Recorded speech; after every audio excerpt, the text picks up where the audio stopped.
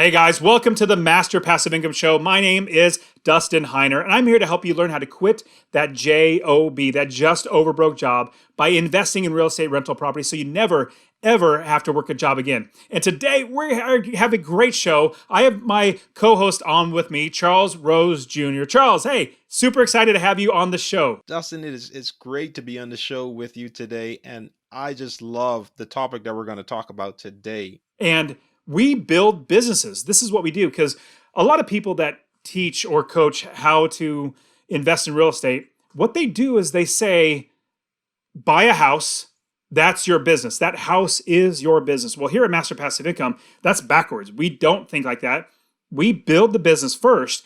That business is not the house. That business actually owns inventory. Just like a convenience store owns a candy bar, the business that we own, our candy bars are our houses. So our house is a piece of inventory that we put into our business after we've built the entire business. And at Master Passive Income, what we do, like I said, we build the business. Now with building a business, we also save money and make money. So we don't just make money, but we save money because we're investors. We're investors. In fact, Charles, your wife, right? She just got a property under contract where she saved $34,000. Tell us a little bit about that real quick. Yeah, so my wife, who is my first coaching student, by the way, she is doing phenomenal. She is crushing it right now, and she was able to get a property that's worth about $70,000 under contract for $36,000. She is already saving money in the deal because we know in real estate you make money when you buy, right? We don't buy a property at market value or above market value and hope for it to go up. We don't invest for appreciation. So my wife has already saved money from the deal that she just got. That is phenomenal. And that is, thinking about that is 34, just imagine $34,000 putting that into your pocket because the home is still worth, let's say $70,000. Maybe it might be a little lower, $65,000, whatever it might be. It's still the market value, but you got so dramatically lower than that because you negotiated, or she negotiated really, really well. And you obviously coaching her through that process, you basically worked hard. I know, I love the saying that a penny saved is a penny earned. She just earned $34,000 in the negotiating process. That is super awesome. And come to think of, recently, I actually blew up my college degree. I took my kids out, it's that piece of paper that you get, spend $60,000, $70,000 for that piece of paper. Well, you're not guaranteed a job. And what was fun was I actually took my kids out into the desert. They shot it with pistols and AR-15s and rifles and all that sort of stuff. And then I got tannerite. Tannerite is one of the most fun things. If you've never experienced tannerite, it is phenomenal. So it's basically an explosion, but it needs a high velocity bullet to blow it up. I'll give you an example. I shot it with a pistol, is a regular 9mm pistol, and that didn't blow up the tannerite. The tannerite needs a rifle round that's going so much faster for it to blow up. Long story short, what I did was I actually put the tannerite on the ground in a bucket, put a gallon of gasoline on top of that, and then had the college degree on top of that. Blew it up. It is a huge fireball. So you guys, and the reason why I put gasoline, so if you've ever seen any movies, like, Hollywood movie, when there's an explosion and there's a fireball, it's because they put gasoline. If you blow up tannerite without gasoline, if you're there, you feel the shockwave. Like it's impressive, but you can't actually see it. I wanted it to be just this biggest fireball, well, relatively big. I don't want to burn down everything, even though it's a desert.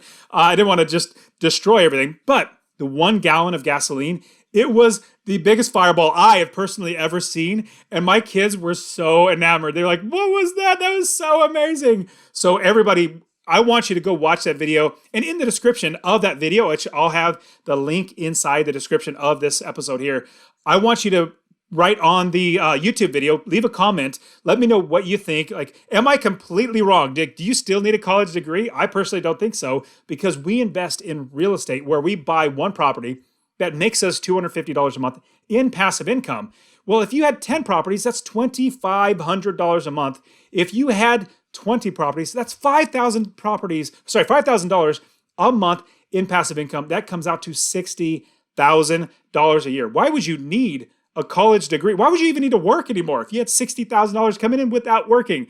Oh my goodness. So, yeah, Charles, you definitely have to check out the video. Everybody needs to check out that video. Now, Charles, let's talk about today the process of building a business and saving money as well as making money, because you've now built a couple different businesses. You have your one in Memphis. Now your wife is starting to invest in Little Rock. You're also building a business in Detroit. You're starting to do that multiple times. Let's talk a little bit about that process. Yeah, absolutely. And so I think so one of the things that we look at with real estate investing as buy and hold investors, it's one of the biggest work is upfront, just getting that deal, looking for the deal, getting it under contract and buying it. But there's also another part to the deal, because when you buy and hold, that means you hold on to the investment. And through the lifetime of the investment, there are going to be some things that pop up. There are going to be some things that pops up, like repairs. Repairs inevitably happen. It happens on our personal home, and it also happens on our properties. But you don't have to you don't have to lose a bunch of money through this process. I love how Dustin said say it. We learn how to make money and how to save money. And so I remember my first time dealing with a repair. I remember it so clearly. I remember it too, man. and Dustin, and Dustin was he was still coaching me. As a matter of fact, I had renewed my coaching package because I was like, okay, I feel like, I want to learn more about how to run the business successfully, and so it was such a good investment, renewing my coaching package with Dustin. I think So you also said something like, "Hey, Dustin, I'm going to renew because you either save me enough money, like 10 times over what I yeah, pay you, or I make 10 times what I pay you. So it's just like, let's go ahead and do it." yeah, I absolutely. It was. I mean, it's an investment. It wasn't. I didn't pay you to coach me. I invested in coaching with you. That's how I thought about it, because the return was is just exponential, and I'm still making money from it to this day. So I remember renewing that coaching package, Dustin, because I wanted to learn more how to save money and how to run the business, because I got the first part, how to the numbers, what types of properties, what types of markets. I got that, and I'm just doing it over and over and over again right now.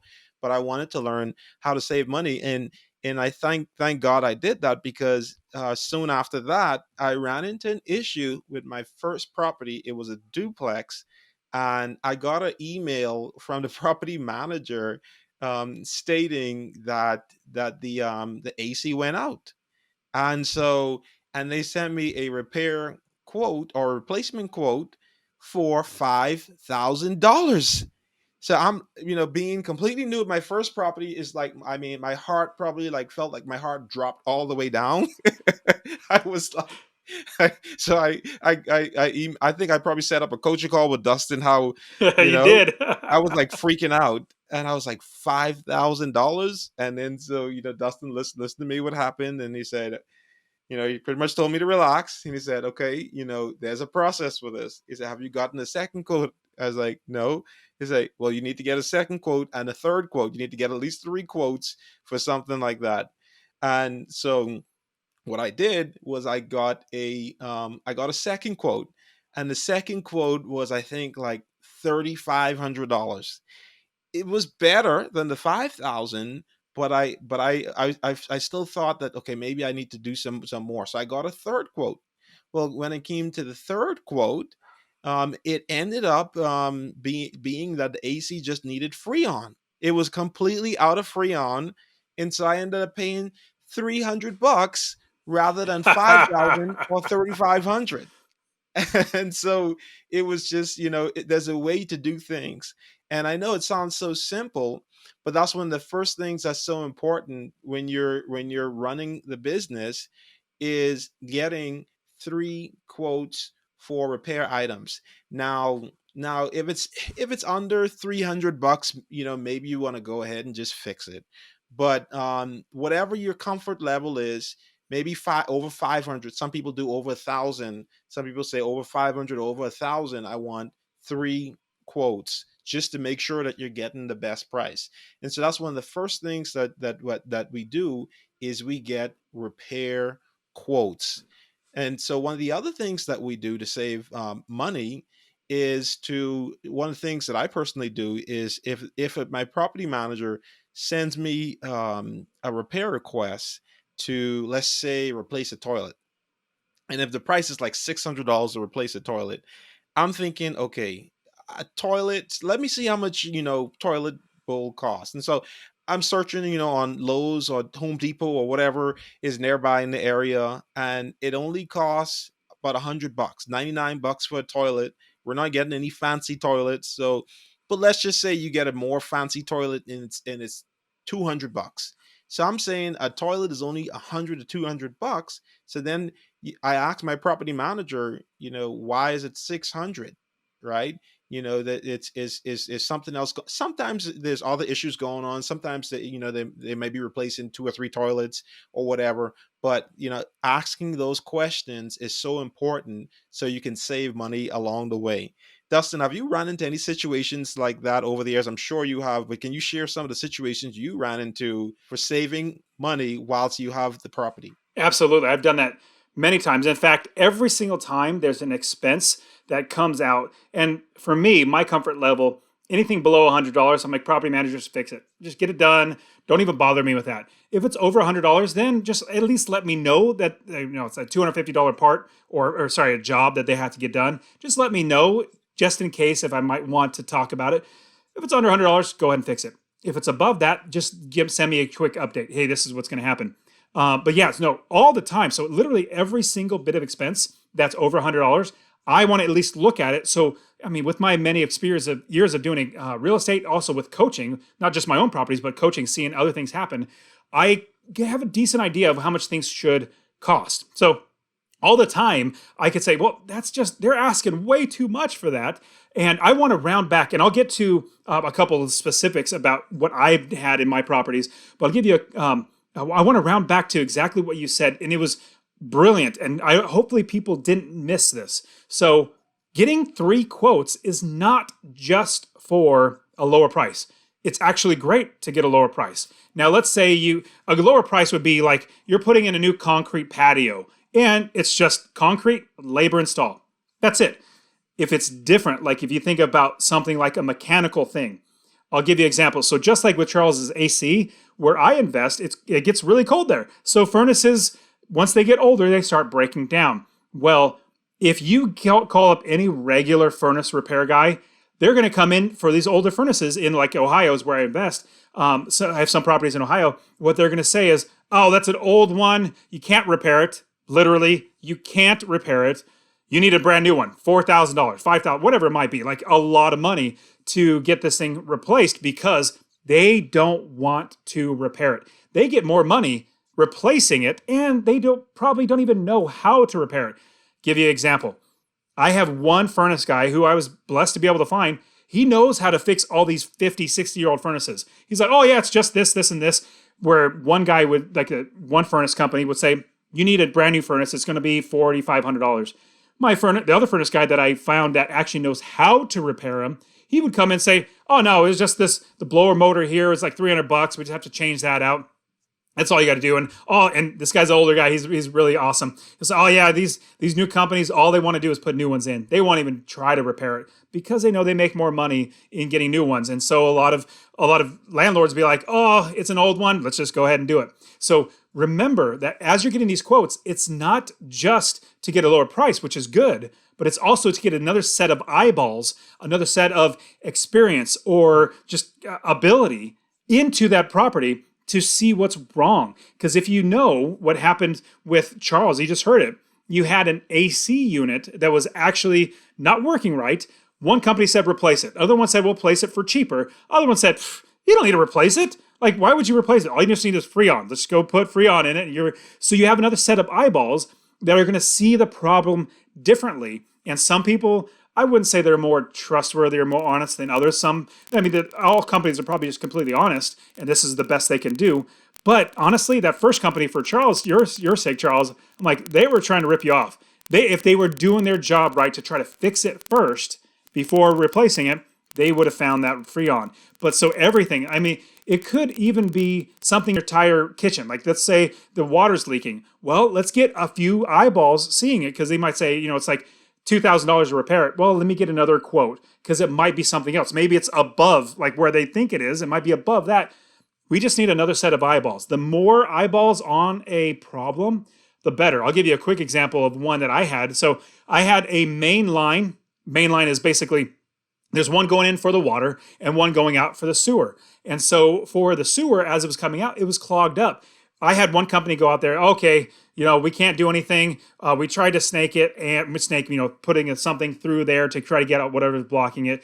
We tried to snake it and it didn't work. So we're going to have to dig up your whole front yard, put in a whole new line, $1,000 or $1,500. And I was like, well, let me get a second quote. So I got a second quote. Another company came out and they got either a better snaking or the first company did a crappy job. He literally ran that snake through the whole pipe, got down. For some reason, there was like a toy door, like for a dollhouse that was inside of the drain. That was clogging it. So he pulled that out. Plus there were some roots. Long story short, he was able to do it. It probably cost me, $100 for the first company to not do it right. Another $200 for the other company to do it right, instead of $1,000 or $1,500. So having more eyeballs on a problem is one of the best things that you can do to save money on these repairs or rehab. Even fixing up a property when you first buy it. Get more quotes because the more eyeballs is going to save you a lot of money. Yeah, absolutely, Dustin. I'm glad you mentioned that. I remember that story too that you shared, and I remember that all the time on and having those second pairs of eyeballs, third pair. Even sometimes you may even bring out a fourth person to do it. I love Oh that. shoot! When it gets And to which above kind of like $10,000, I'm getting at least an extra pair of eyeballs, like 4 or 5 eyeballs on. I want a lot of eyeballs on it because I'm not just going to trust 1 or 2. I want a ton of eyeballs because that's a lot of money. Because just like you might be able to come down from like 5,000 down to 300. So when it gets in the thousands, that's when you get a lot more eyeballs on it. absolutely, and this leads us into the other point, is another way that you can save money is buying in bulk. And so this is when you have more units. In fact, I remember Gaylor, one of your coaching students, he has a triplex, and so one of his AC units went out, and the other ones were, they were all put in the same time, and so they were all sort of at the end of their life. And so what he did was he was able to get a discount for the materials and for the labor to install units in the building. So for him, it made more sense to just go ahead and install it. Some people may say, "Well, I just want to wait until it goes out and install it, when it happens." But he knew that the other units were close to the end of its life, and he got a really good discount to put them in. And one of the things he also did, which was amazing, I thought, was he also sold the units, the two that was still running, that was close to the end of his life. He sold it for a good a bit money, and so he was able to even bring it down some more. So that could be another way of buying in bulk. That could be another way of saving money, which is buying in bulk. Have you ever bought in bulk before, Dustin? I personally haven't done that yet. So because I have property managers managing my properties, I personally haven't. But what I do encourage my property managers is paint. Here's a huge opportunity for people. The big tip: paint every single house. It could be a nice color, but paint every single house the exact same color, neutral colors that people would generally like, because you don't want to keep painting houses differently. You want to grab a big 5-gallon bucket of paint, the same sheen, which is the glossy or not, the same color, same brand, everything. So number one, you can actually use that on many houses. So if there's you buy a 5-gallon bucket, there's 2 gallons left. Don't throw that away.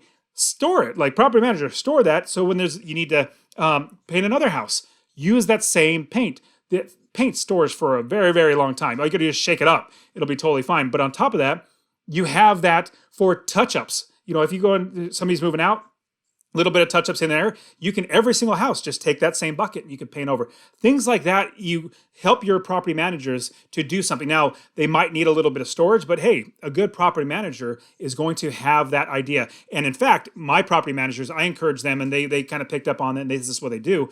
Like all the properties that they manage, they use the same paint just in case. Like, you know what? This other landlord, I just need to touch up maybe like there was a hole. We patched it. It's only going to take literally like two swipes of paint. I don't have any more. This other landlord, I could just grab that really quick and paint it on there. If my property manager took my paint and did that, I would not be so mad. Now, if he painted the entire house, different story. But we want our property managers to be thinking that on top of that, like buy in bulk, or think of ways to make things last longer. Like if you have an AC, or here's another one. You probably might not realize this, but some people break into houses and steal the copper tubing for the water or gas. I mean, it gets that bad where they might steal it. Well, if you live in an area where they do that, what I've done, I've literally done this.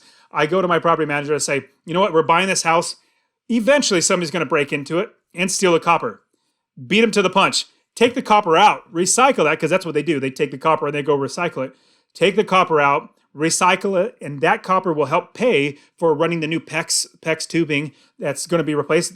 Somebody's going to break in and be like, oh, the copper's already gone, and they're going to walk away, which is fine. I don't want them to touch anything because they'll make more damage if they do that. So that's a huge tip, is think of things that you can do, be a little more proactive if you see problems like that. So that's how I have actually been able to save even more money. Now, here's a huge thing that we definitely need to touch on, Charles, is the way to save the most money. In fact, the penny saved is penny earned.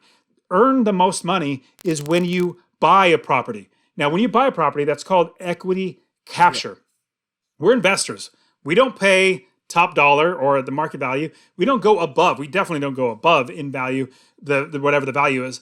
We buy and capture equity. So let's use easy numbers. You're buying a house, it's worth $150,000, but you're an investor. So you offer lower, you negotiate them, they come down. Instead of 150, you get them down to like 125. That's $25,000 you just saved right then and there, where other people would literally have just paid it. They would just, oh yeah, oh man, shoot, it's a rough market. Let's just pay the $150,000 so we can get the property. No, we don't do that as investors. We make sure we capture that equity. And Charles, you're almost like the king of capture equity. You guys, you and your wife have done it so many times. Tell us a little bit about how you have actually done that many, many times. Yeah, absolutely. That is the biggest way, Dustin. I agree with that 100%. I don't know any other way that is greater than that for saving money when with your rental property. And so my wife and I, we've done this a number of times. And the key thing is, I don't want to tell you that it was easy. I mean, we had to put in many, many, many offers to get those type of deals, and not settling for less. Not just saying, oh, I'm just going to throw in 20,000 over asking price, like, just to get the property.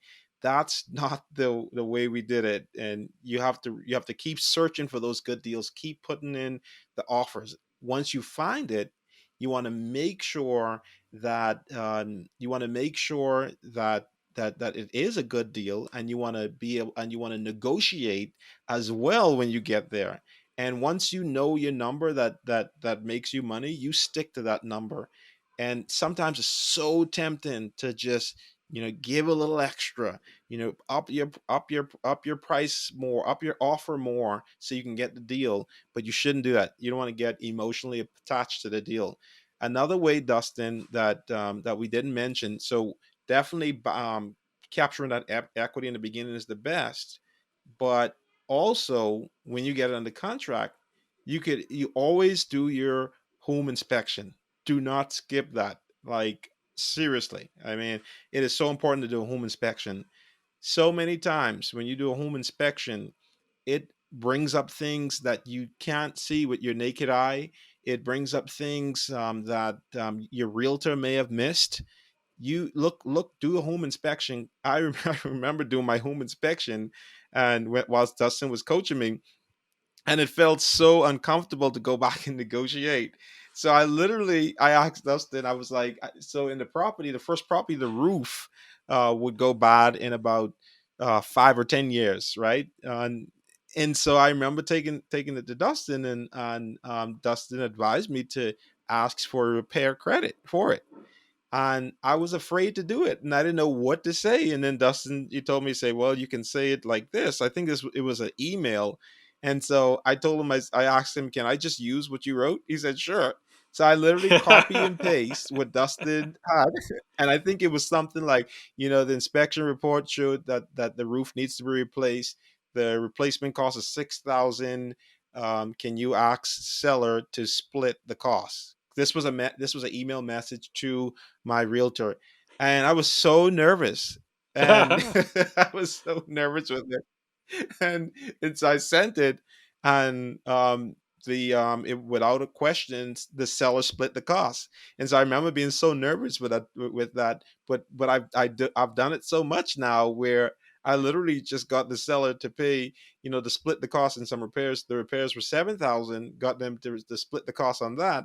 And so definitely you can save even more, like capture that equity. But even when you capture it, sometimes you can save even more money after you get the home inspection report. Yeah, and that whole process of asking for that. I mean, that one email saved you or made you $3,000.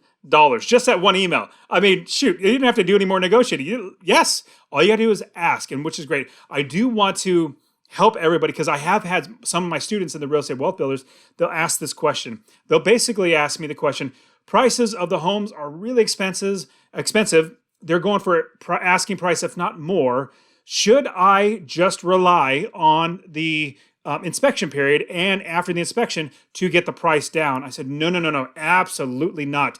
That is you want to make sure that's there for major problems or just problems in general on the property because you don't want to fork that out of your pocket. And you don't want to overpay, or even if you're paying the price that they want, in my opinion, it's overpriced or overpaying. You don't want to overpay, and then you're still overpaying, but there's still problems like a roof. It literally absolutely needs to be fixed. And so you need to pay for that or have them pay for that. You're still paying the same amount because even if they come down, the roof still needs to be repaired. So we do not count on that to save us money. It's there in the future. After we get under contract, we save money, capture equity there. That's just there as like, frosting on the cake. In fact, just a little side note, I love frosting, and I think cake is just a delivery system for frosting for me. So I usually eat all the frosting.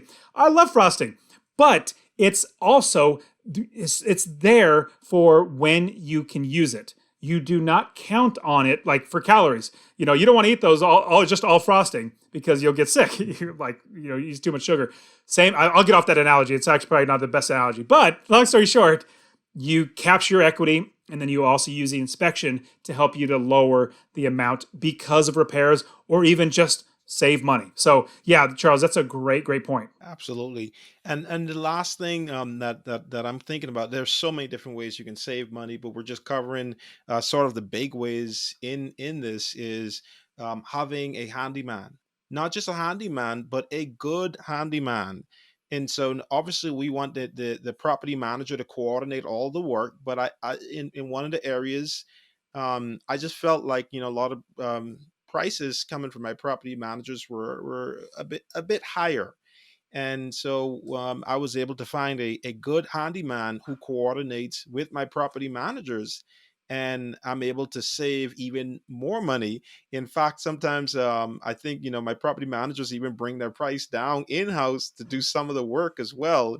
And so having a handyman could be very, very, very helpful to save you money, not just a handyman, but a good handyman because we want to get the job done right. Yeah, that's a fantastic point. And with the handyman, they can do more than just, like, let's say, a plumber. Let's say there's a leak and you need to get a plumber in there or somebody to fix the leak.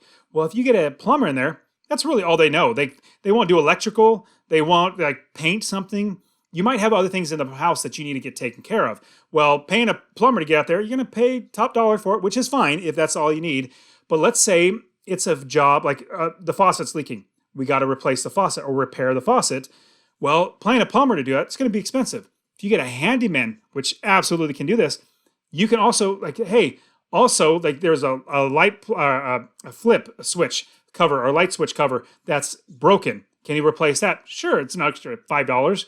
That's just instead of a whole electrician going out there too, or and a plumber or a roofer or whatever it might be. There might be other things that they can do, and you encapsulate that for their time. You might be paying them $50 an hour plus materials.